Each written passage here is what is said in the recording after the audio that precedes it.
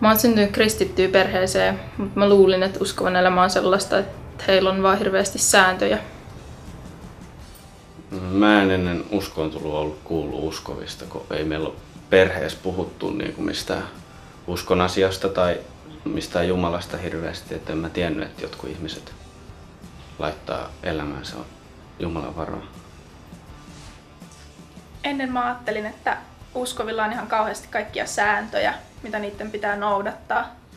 Mä myös luulin, että mä en todellakaan kelpaa tällaisena Jumalalle, vaan että mun pitää muuttua, että Jumala hyväksyisi mut lapsekseen.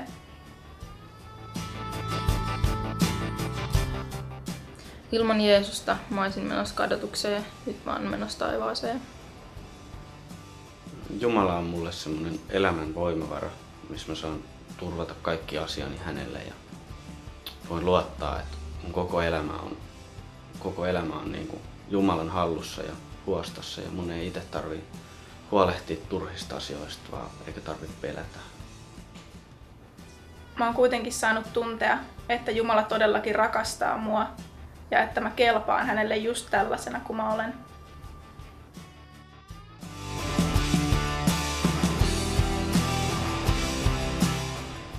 Jumala on muuttanut mun elämää sillä lailla, että mulla ei ole enää kiire minnekään. Jumala on suunnitelma mun elämälle ja mun ei tarvitse huolehtia siitä. Mun ei tarvii enää elää pelossa ja ahdistuksessa, vaan saan todella luottaa Jumalaan kaikessa. Uskoa, että Jumala on kaikkivaltias ja pitää huolen. Jeesuksen armo ja rakkaus todellakin muutti mun elämän. Nyt mä voin aina luottaa siihen, että mulla on joku, kehen mä voin aina turvata. Mä en ole enää koskaan yksin.